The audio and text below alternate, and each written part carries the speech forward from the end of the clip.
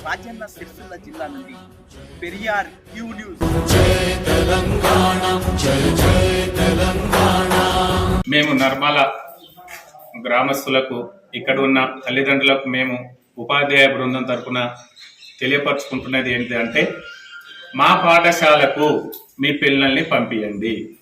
మీరు పంపించిన తర్వాత చదువు విషయంలో, నాణ్యత విషయంలో మాకు ఒక 2 months టైం ఇవ్వండి.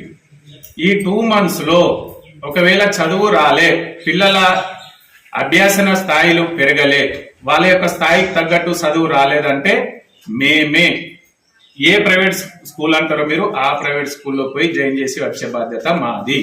మమ్మల్ని ఒక్కసారి నమ్మి మీ పిల్లల్ని పంపియండి. 100% కాదు 100+ చూపించే విధంగా మేము భరోసా ఇస్తున్నాము.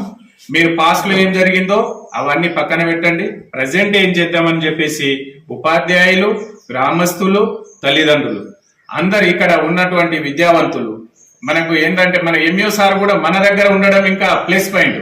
ఏ సమస్య ఉన్నా మనకు అంటే విద్యాపరంగా వాళ్ళకి ఫెసిలిటీస్ కల్పించే విషయంలో ఏ సమస్య ఉన్నా సార్ చూసుకునే బాధ్యత సార్కు ఉంటది.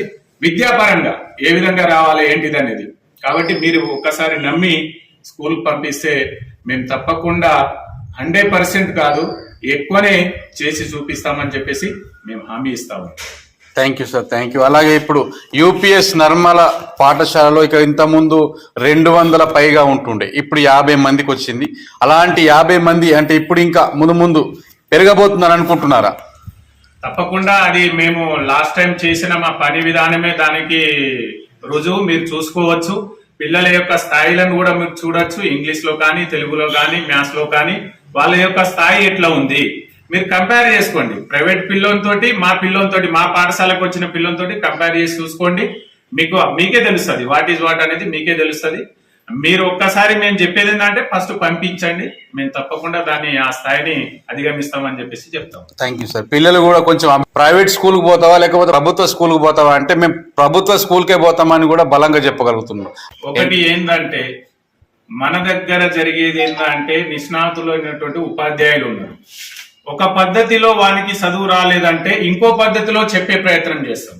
అట్లా మా దగ్గర ఒక పిల్లోని చదువు చెప్పే క్రమంలో ఒక 10 రకాల పద్ధతులను మేము వాడతాం. ఇక్కడ ఒకే ఉపన్యాస పద్ధతి కాకుండా పరికల్పన పద్ధతులు కావచ్చు, మూర్తం నుంచి అమూర్త భావన కావచ్చు, తెలియని విషయాల నుంచి తెలిసి వచ్చే విషయాలను కావచ్చు, ఆ విధంగా చెప్పే అటువంటి స్ట్రాటజీస్ అనేది మా దగ్గర ఉంటాయి. బోధన పద్ధతులు ఏందో మాకుంటది.